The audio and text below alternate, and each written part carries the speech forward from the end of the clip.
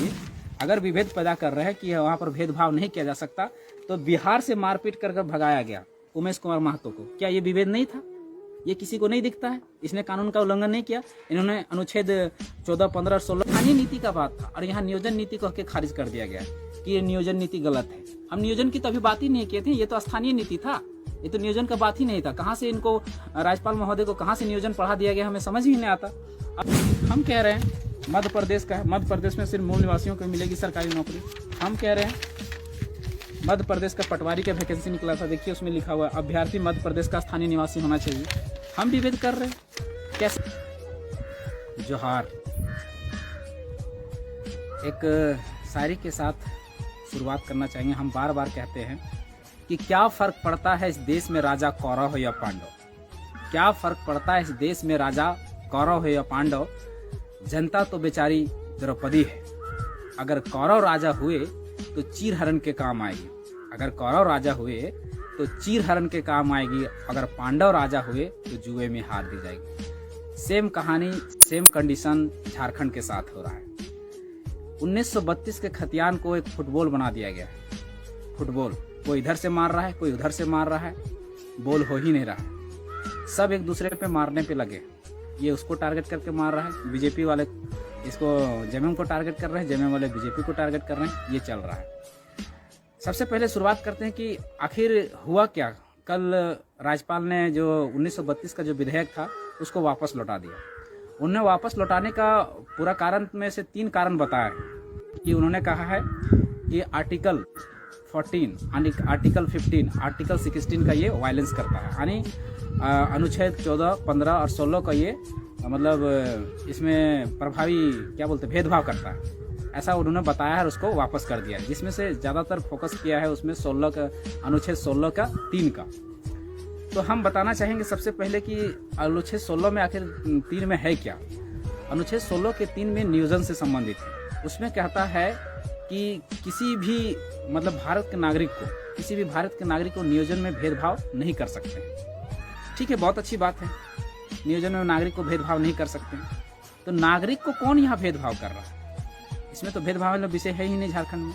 अगर ऐसा विषय है, नागरिक के साथ भेदभाव होता है, तो बिहार में आपका 90% लोग रिजर्व किया हुआ है सी और डी में, हरियाणा में किया हुआ है, उत्तराखंड में किया हुआ, 28 में 18 राज्य में किया हुआ है। तो अगर यहाँ वायलेंस हो रहा है, यहाँ अगर ये हो रहा है, तो वहाँ भी तो वायलेंस हो रहा है अनुच्छेद का। लेकिन वहाँ क्यों नहीं खारिज हुआ?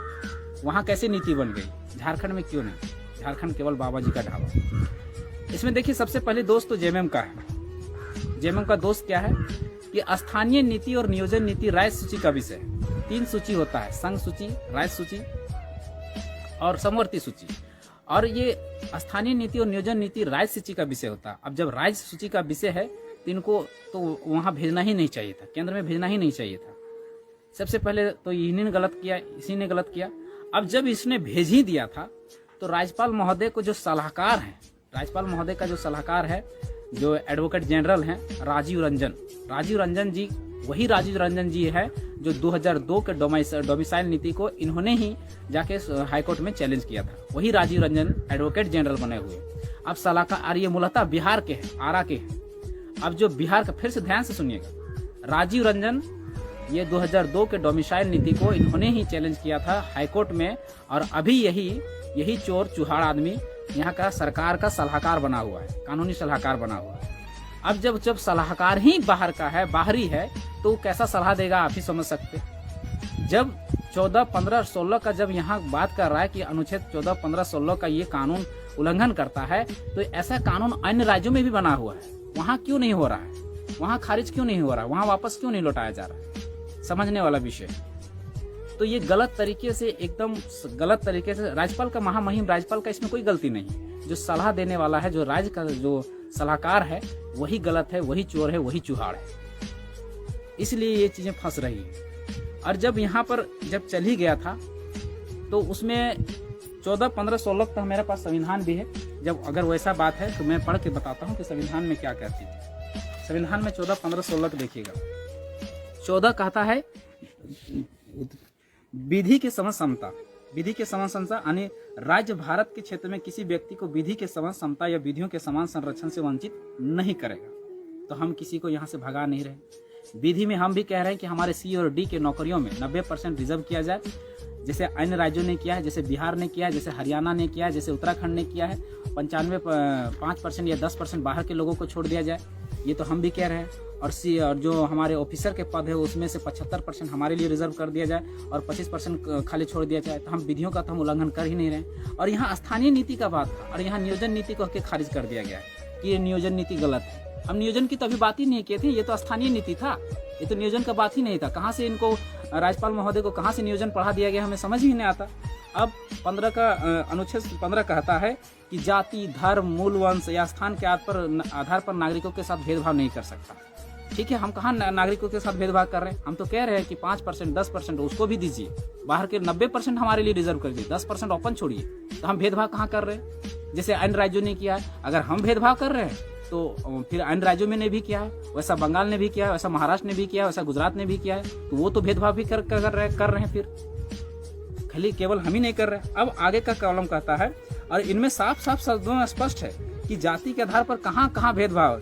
दुकानों में, सार्वजनिक स्थानों में, भोजनालयों में, होटल में, सार्वजनिक मनोरंजन स्थानों में, कहीं नौकरियों में कहीं जिक्र नहीं है। उसके बाद आगे कहा है कि तालाबों में, कुओं में, स्नान घाट में, सड़कों में, सार्वजनिक समागम के स्थानों में, यहाँ भेदभाव नहीं कर सकते। नौकरियों में किन्हीं ने कहा।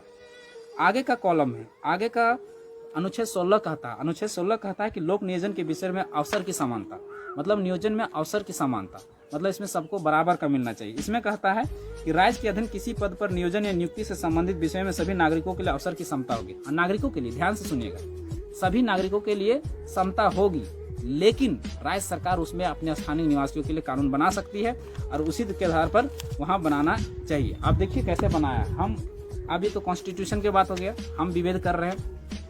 इसमें कहता है कि बिहार के निवासी ही बनेंगे राज्य के प्रारंभिक स्कूल में शिक्षक। देखिए यहाँ भेदभाव हो रहा है, लेकिन किसी को वहाँ पर दिखाई नहीं दे रहा है, सब जगह हर राज्यों में। यहाँ देखिए, भारत का नागरिक हो तथा बिहार राज्य का निवासी हो, बिहार राज्य का नियोजन है, उसमें विभेद है, उसमें विभेद किया गया है, सब में विभेद है। अब वही बिहार विद्यालय परीक्षा समिति का है, मतलब वहाँ टीचर का वैकेंसी का है, उसमें लिख देता है only Bihar people can apply. हम विभेद कर रहे हैं, हम विभेद पैदा कर रहे हैं, हम वायलेंस अनुच्छेद तो कर रहे हैं? नहीं, सभी राज्यों ने किया। वहां तक तो बिहार में तो ये तक जारी कर दिया, अनुमंडल कार्यालय बक्सर का ये है, उसमें कह दिया है विषय है अन्य राज्यों के व्यक्ति और महिलाओं के बिहार राज्य के अस्थायी निवासी प्रमाण पत्र निर्गत नहीं होने के संबंध में। अनुमंडल में जारी होता है ऐसा कि अन्य राज्य के लोग यहाँ पर जाति प्रमाण पत्र, आय प्रमाण पत्र नहीं बना पाए, इसमें बिहार निवासी होना ही अनिवार्य है। सब कहे, देखिए पूरा डॉक्यूमेंट छत्तीसगढ़ का है, वही कहता है केवल छत्तीसगढ़ के निवासी ही फॉर्म भर सकता है। हम कह रहे हैं मध्य प्रदेश का है, मध्य प्रदेश में सिर्फ मूल निवासियों को मिलेगी सरकारी नौकरी। हम कह रहे हैं मध्य प्रदेश का पटवारी का वैकेंसी निकला था, देखिए उसमें लिखा हुआ है अभ्यर्थी मध्य प्रदेश का स्थानीय निवासी होना चाहिए। हम विभेद कर रहे हैं, कैसे लौटा दी। देखिए झारखंड में जबकि यहाँ लिखा हुआ है, पूरा फॉर्म में लिखा हुआ है भारत का नागरिक होगा, या तो लिखा भी नहीं है कि झारखंड का निवासी होगा, यहाँ तो पूरा भारत का नागरिक लिखा हुआ है, जबकि अन्य राज्यों में केवल बिहार का निवासी, मध्य प्रदेश का निवासी, छत्तीसगढ़ का निवासी ऐसा लिखा हुआ है। और अब बात करते हैं कि हमारा तो नियोजन नीति का विषय ही नहीं था, नियोजन नीति नाम देके कैसे खारिज किया गया हमें समझ में नहीं आता है। अब जब हम स्थानीय की बात करते हैं तो स्थानीय देखिए, ये बिहार का स्थानीय है, जिसमें क्या क्या मांगा है देखिएगा, आप ही देखिए यहाँ भी मांगा है खतियान होना चाहिए, दान पत्र या भूमि संबंधी दस्तावेज। बिहार ने भी यह नियम बनाया है कि भूमि संबंधी दस्तावेज या खतियान के आधार पर स्थानीय बनेगा। जब अन्य राज्यों ने, हर राज्यों ने बनाया, हम विभेद पैदा कर रहे हैं। हम कहाँ विभेद पैदा कर रहे हैं, हमें बताइए। अगर विभेद पैदा कर रहे हैं कि वहाँ पर भेदभाव नहीं किया जा सकता, तो बिहार से मारपीट कर भगाया गया उमेश कुमार महतो को, क्या ये विभेद नहीं था? ये किसी को नहीं दिखता है? इसने कानून का उल्लंघन नहीं किया, इन्होंने अनुच्छेद 14, 15, 16 का उल्लंघन नहीं किया है, इन्होंने अनुच्छेद 16, 15, 16 का वायलेंस नहीं किया है, किया था बिहार ने, लेकिन उस पर कोई किसी के नज़र नहीं गया। जबकि ये एबिलिटी था इनके अंदर एबिलिटी था, ये 7वां रैंक लाए थे टीचर में, लेकिन इन पे सवाल नहीं खड़ा होता कि झारखंड में ही क्यों। तो ये गलत है, सरासर गलत है।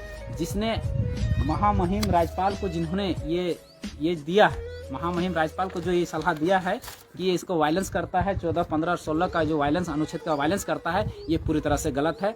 अब आप ही लोग डिसाइड कीजिए, आप ही लोग डिसीजन लीजिए, आप ही लोग निर्णय लीजिए कि ये गलत था या सही था।